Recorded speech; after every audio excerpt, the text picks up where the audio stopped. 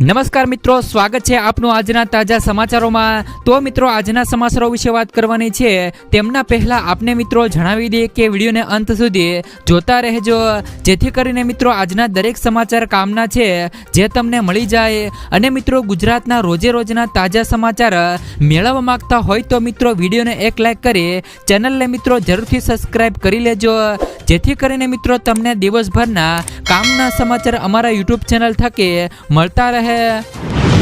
તો મિત્રો, આજના સમાચારો વિશે વાત કરીએ તો લોકસભા ચૂંટણી 2024 મિત્રો કોંગ્રેસનો મેનિફેસ્ટો જાહેર, જેમાં એમએસપી કાયદો, દેવા માફીને લઈને 25 ગેરંટીથી લઈને જાણો કયા કયા વાયદાઓ કરવામાં આવ્યા। લોકસભાની ચૂંટણી 2024 પહેલા કોંગ્રેસે ચૂંટણી ઢંઢેરો બહાર પાડી દીધો છે। કોંગ્રેસ પાર્ટીએ શુક્રવારે લોકસભા ચૂંટણી 2024 માટે તેમનો મેનિફેસ્ટો બહાર પાડ્યો છે। આ મેનિફેસ્ટો 5 ન્યાય અને 25 ગેરંટી પર આધારિત છે। પાર્ટીના અધ્યક્ષ મલ્લિકાર્જુન ખગડે અને ભૂતપૂર્વ પ્રમુખો સોનિયા ગાંધી અને રાહુલ ગાંધીએ કોંગ્રેસ હેડક્વાર્ટર ખાતે મેનિફેસ્ટો બહાર પાડ્યો હતો। સૌપ્રથમ તો મિત્રો, કોંગ્રેસ સરકાર દ્વારા ખેડૂતો માટે અનેક વચનો આપવામાં આવ્યા છે, જેમાં મિત્રો કોંગ્રેસે ભાગીદારી ન્યાય હેઠળ જાતિ ગણતરી હાથ ધરવા અને અનામતની 50% મર્યાદાને નાબૂદ કરવાની ગેરંટી આપી છે। મિત્રો, પાર્ટીએ કિસાન ન્યાય હેઠળ લઘુત્તમ ટેકાના ભાવ અને એમએસપી લોન માફી અને જે પણ મિત્રો ખેડૂતોના દેવા છે તે મિત્રો દેવા માફ કરવાની વાત પણ કોંગ્રેસ સરકારે કહી છે। તેમજ મિત્રો, કમિશનની રચના અને જીએસટી મુક્ત ખેતીને મિત્રો કાનૂની દરજ્જો આપવાનું વચન ખેડૂતોને આપ્યું છે। શ્રમ ન્યાય હેઠળ કોંગ્રેસે કામદારોને આરોગ્યનો અધિકાર આપવાનું પણ વચન આપ્યું છે। લઘુત્તમ વેતન 400 રૂપિયા પ્રતિ દિવસ અને શહેરી રોજગાર ગેરંટી સુનિશ્ચિત કરી છે। તેમજ મિત્રો, નારી ન્યાય હેઠળ મહાલક્ષ્મી ગેરંટી હેઠળ ગરીબ પરિવારની મહિલાઓને દર વર્ષે 1 લાખ રૂપિયા આપવા સહિતના અનેક વચનો આપવામાં આવ્યા છે। મિત્રો, કોંગ્રેસના ચૂંટણી ઢંઢેરામાં મોટા મુદ્દાઓની વાત કરીએ તો તેમાં પણ કેન્દ્ર સરકારમાં 30 લાખ નોકરીઓ, ગરીબ પરિવારની મહિલાઓને વાર્ષિક 1 લાખ રૂપિયા, જાતિની વસ્તી ગણતરી અને એમએસપીને કાનૂની દરજ્જો અને મનરેગાનું 400 રૂપિયાનું વેતન તેમજ મિત્રો તપાસનો દુરુપયોગ રોકવાનો સમાવેશ થાય છે। પીએમએલએ કાયદામાં એજન્સીઓ અને ફેરફારોની જાહેરાત પણ કરવામાં આવી છે। સચ્ચર સમિતિની ભલામણો લાગુ કરવાની પણ જાહેરાતો કરવામાં આવી છે। કોંગ્રેસ અનુસાર તેમનો ઢંઢેરો પક્ષના ન્યાયના 5 સિદ્ધાંતો પર આધારિત છે। ત્યાર પછીના સમાચારો, શૌચાલય બનાવવા માટે સરકાર આપશે 12,000 રૂપિયા સુધીની સહાય। આજે જ મિત્રો અરજી કરી લો। ભારતને મિત્રો સ્વચ્છ બનાવવા માટે ભારત સરકાર દ્વારા મફત શૌચાલય યોજના શરૂ કરવામાં આવી હતી। મફત શૌચાલય યોજના 2024 માટેની અરજીઓ ગ્રામીણ અને શહેરી બંને વિસ્તારોમાં શરૂ થઈ ગઈ છે। જો તમે પણ મિત્રો આ યોજનાનો લાભ મેળવવા માંગતા હોય તો હવે તમે આ યોજના માટે અરજી કરી શકો છો। આ યોજના સંબંધિત અન્ય માહિતી આજના લેખમાં ઉપલબ્ધ છે। મિત્રો, આ યોજના હેઠળ 2019 સુધીમાં દરેક ઘરમાં શૌચાલય બનાવવાનું લક્ષ્ય નક્કી કરવામાં આવ્યું હતું, જે હવે મિત્રો 2024 સુધી લંબાવવામાં આવ્યું છે। હવે સરકાર સ્વચ્છ ભારતને પ્રોત્સાહન આપવા માટે નવા પગલાં લઈ રહી છે।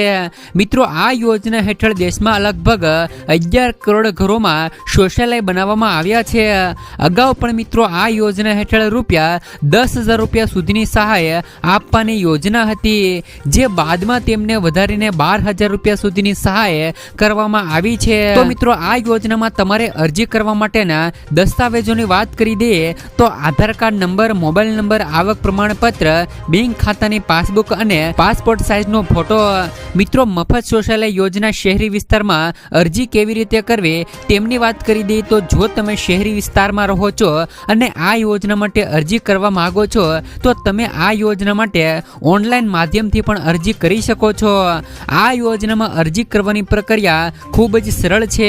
ઓનલાઈન અરજી કરવા માટે સૌપ્રથમ તમારે સ્વચ્છ ભારત મિશનની સત્તાવાર વેબસાઇટની મુલાકાત લઈને તમે મિત્રો અરજી પણ કરી શકો છો। તેમજ મિત્રો, જો તમે ગ્રામીણ વિસ્તારમાં રહો છો અને આ યોજનાનો લાભ લેવા માંગો છો તો તમને જણાવી દઈએ કે ગ્રામીણ વિસ્તારોમાં તમારે ઓફલાઈન અરજી કરવી પડશે। આ માટે મિત્રો સૌપ્રથમ સૌપ્રથમ તમારે ગ્રામ પંચાયતના વડા અથવા તો વડા પાસે જવું પડશે. આ પછી તમારે મફત શૌચાલય યોજના માટે અરજી ફોર્મ મેળવવાનું રહેશે. હવે તમારે અરજી ફોર્મમાં પૂછવામાં આવેલી તમામ માહિતી કાળજીપૂર્વક ભરવાની રહેશે. અહીં તમારે અરજી ફોર્મ સાથે સંબંધિત મિત્રો તમામ જરૂરી દસ્તાવેજોની ફોટોકોપી પણ જોડવાની રહેશે. આ પછી આ અરજીપત્ર ફરીથી ગ્રામ પંચાયતના વડાને સબમિટ કરો. હવે તમારું એપ્લિકેશન ફોર્મ હેડ દ્વારા ઓનલાઈન કરવામાં આવશે અને આ પછી તમને આ યોજનાનો લાભ આપવામાં આવશે. ત્યાર પછીના સમાચારો પશુપાલકો માટે આવ્યા સારા સમાચાર.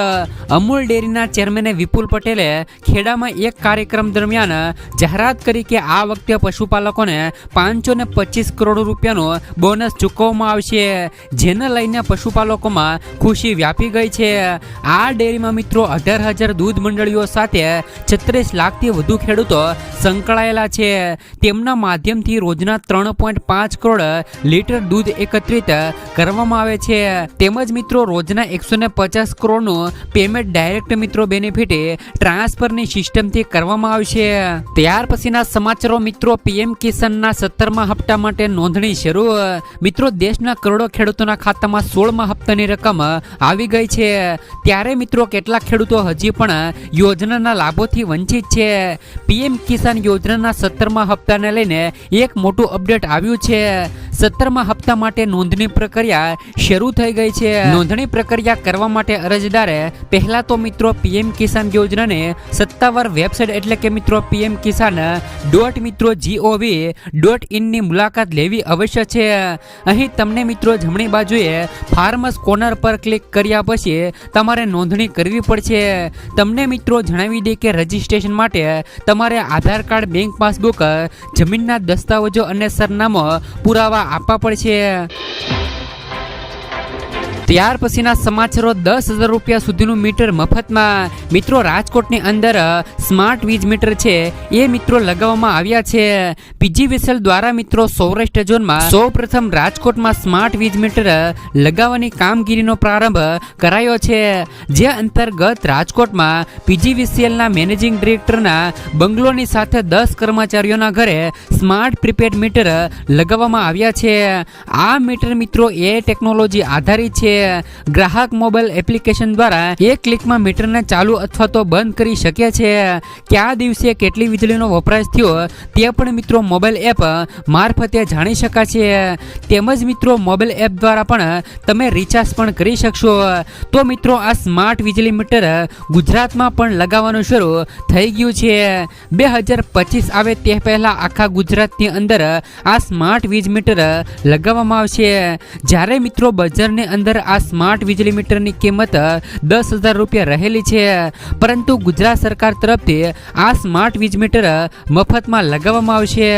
ત્યાર પછીના સમાચારો મિત્રો ઘર દીઠ 15,000 રૂપિયા સુધીની સહાય. મિત્રો પીએમ સૂર્ય ઘર મફત વીજળી યોજના વિશે તો તમે સાંભળ્યું હશે. વડાપ્રધાન નરેન્દ્ર મોદીએ આ યોજના 13 ફેબ્રુઆરી 2024ના રોજ શરૂ કરી હતી. મફત વીજળી યોજનામાં શોર્ટ ટાઈમમાં રેકોર્ડ બ્રેક 1 કરોડથી વધુ લોકોએ રજીસ્ટ્રેશન થયા છે. આ યોજના અંતર્ગત દરેક ઘરોને 300 યુનિટ મફત વીજળી આપવામાં આવશે. એટલું જ નહીં, કેન્દ્ર સરકારની આ યોજનાથી તમને 15,000 રૂપિયા સુધીની વાર્ષિક આવક પણ થશે. એટલે કે મિત્રો 1 કેવીનો સોલાર પ્લાન્ટ દરરોજ લગભગ મિત્રો 4 થી લઈ 5 યુનિટ વીજળી ઉત્પન્ન કરે છે. આવી સ્થિતિમાં જો તમે 3 કેવીનો પ્લાન્ટ લગાવો છો તો દરરોજ લગભગ 15 યુનિટ વીજળી ઉત્પન્ન થશે. એટલે કે મહિને 450 યુનિટ તમે આ વીજળીનો ઉપયોગ કરી શકો છો. બાકીની વીજળી નેટ મીટરિંગ દ્વારા પાછી જશે અને તમને આ વીજળી માટે પણ પૈસા મળશે. સરકારનું કહેવું છે કે આ વીજળીથી તમે 1 વર્ષમાં લગભગ 15,000 રૂપિયા સુધીની કમાણી કરી શકો છો. ત્યાર પછીના સમાચારો મિત્રો એલપીજી ગેસ સિલિન્ડર પર તમે મિત્રો કેવાયસી નથી કરાવી તો જલ્દીથી મિત્રો ઈ કેવાયસી કરાવી લેજો, નકર તમારું મિત્રો ગેસ કનેક્શન બંધ થઈ જશે અને સબસિડી પણ નહીં મળે. જો તમારી પાસે ગેસ કનેક્શન છે તો આ સમાચાર તમારા માટે ખાસ છે. જો તમને પણ ગેસ પર સબસિડી મળે છે અને તમે ઈચ્છો છો કે ભવિષ્યમાં મળતી રહે તો તમારે જલ્દીથી ઈ કેવાયસી કરાવવી પડશે. તે માટે તમારે ગેસ એજન્સીમાં જવું પડશે. પડશે. ત્યાં મિત્રો આધાર કાર્ડ અને બાયોમેટ્રિક મશીનના માધ્યમથી ઈ કેવાયસી કરવામાં આવશે. તમને મિત્રો જણાવી દે કે પ્રથમ તબક્કામાં ઉજ્જવલા યોજનાના ગ્રાહકોની ઈ કેવાયસી પૂરી થઈ ચૂકી છે. હવે સામાન્ય ગ્રાહકોની ઈ કેવાયસી કરવામાં આવી રહી છે. ઈ કેવાયસી ન કરાવવાની સ્થિતિમાં સબસિડી ખતમ કરી વધારાનું કનેક્શન બ્લોક કરવાની કાર્યવાહી પણ કરવામાં આવી છે. જેથી જે લોકો પાસે ગેસ કનેક્શન છે અને એમને મિત્રો ઈ કેવાયસી નથી કરાવ્યું તો વહેલી તકે ઈ કેવાયસી કરાવી લેજો. ત્યાર પછીના સમાચારો આજના સૌથી મોટા ખેડૂત સમાચાર જોઈએ તો અમરેલી જિલ્લામાં મોટાભાગના ખેડૂતો દ્વારા કપાસ, મગફળી, સોયાબીન, ઘઉં, ચણા તેમજ તલ, સફેદ અને કાળા ચણાનું વાવેતર કરવામાં આવ્યું હતું. સાવરકુંડલા યાર્ડમાં મોટી મગફળીના 1245 રૂપિયા ભાવ રહ્યો હતો. સાવરકુંડલા માર્કેટિંગ યાર્ડમાં કપાસના ભાવ 1358 રૂપિયાથી લઈને 1525 રૂપિયા સુધીનો નોંધાયો હતો. આજે કપાસની 900 મણની આવક નોંધાઈ હતી. સાવરકુંડલા માર્કેટિંગ યાર્ડમાં ચણાની જણસીની હરાજી પણ કરવામાં આવી હતી. ચણાનો ભાવ 1040 રૂપિયાથી લઈને 1145 રૂપિયા ભાવ બોલાયો હતો. સાવરકુંડલા માર્કેટિંગ યાર્ડમાં તલ અને કાળા તલની હરાજી પણ કરવામાં આવી હતી. સફેદ તલનો ભાવ 2500 રૂપિયાથી લઈને 2610 રૂપિયા નોંધાયો હતો. માર્કેટિંગ યાર્ડમાં તલ કાળાનો ભાવ 2550 રૂપિયાથી લઈને 2550 રૂપિયા ભાવ બોલાયો હતો. યાર્ડમાં 30 મણ તલની આવક થઈ હતી.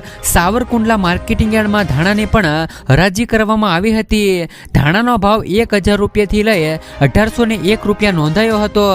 યાર્ડમાં 450 મણની આવક નોંધાઈ હતી. સાવરકુંડલા માર્કેટિંગ યાર્ડમાં લોકવણ ઘઉં અને ટુકડા ઘઉંની પણ હરાજી કરવામાં આવી હતી.